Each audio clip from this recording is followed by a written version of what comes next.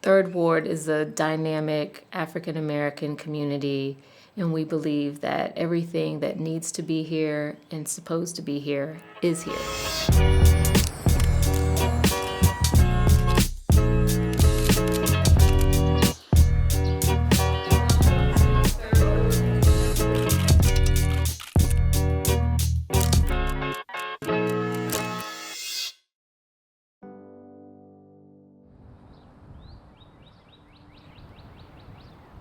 I'm a founder at Project Row Houses.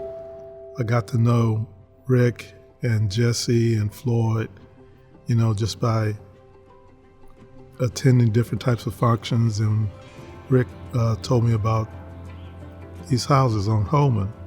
We had serious work going on in Third Ward. There was the abandoned houses that were havens for crack houses. It also was unsafe environments for kids going to school. It was a big problem throughout Third Ward.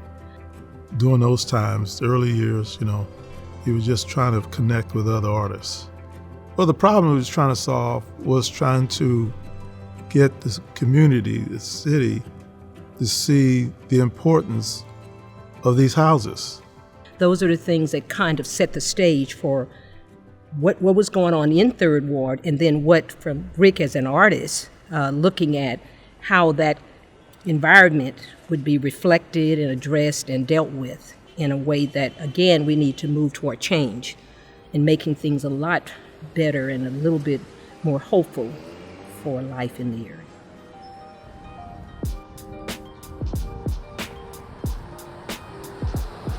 I think that what's really significant about Project Row Houses is you have this group of artists in the 90s that all have international appeal, that choose, instead of going immediate blue chip, to go and embed themselves on a forgotten block in a forgotten community and begin with the work of memory. Project Row Houses is like the living room of Third Ward. You literally can walk off the streets into a house and see something very special, very unique. I love that everybody comes, I really do. A lot of people, this is a hood, and they just feel comfortable coming here, and I feel good about that. I've seen it, these houses clean up the neighborhood. I've seen promise. Instead of an environment that made you feel ashamed or sad, whatever, it's vibrant, it gives you hope. And so I think it's an important part of our community. Hey, I love Project Row Houses. Project Row Houses catapults artist careers, and it really gives them a freedom that they don't normally get. But also, I think that there is something magical about artists engaging with community. What drew me in as an artist during my early involvement with PRH was really watching other artists that I admire and look up to always be within proximity of Project Row Houses. Like from John Biggers all the way down to whatever new young artist that's coming up. I think you really have to understand that if you want to be an artist here in Houston, in my opinion, it begins here. This is the well in many ways. It was the first time I had ever been given space and opportunity to create in my life, in my artistic career.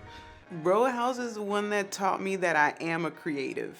I think Row House realized I was an artist before I was an artist.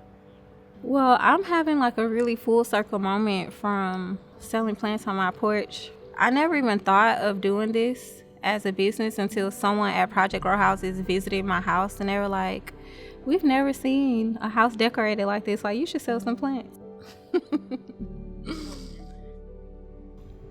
I said I had 6 kids, and all of them were involved in Project Row Houses.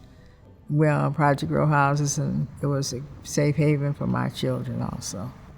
I think the way that Project Row House has maintained its core values over time is that it's never lost sight that it's really about the individuals that live in the community, and that you can never give up.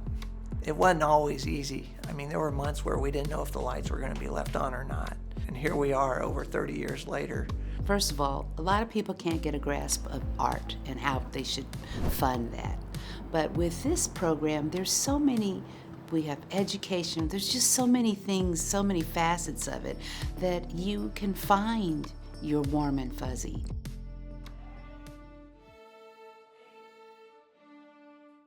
We all come from different walks of life, and so we had different types of experiences. But we knew there was a commonality in who we are and what we did, It's not so much the outside form of things, but, the energy of what 7 brothers coming together to do something. Rick Lowe, Burt Long, James Bettison, Floyd Newsom,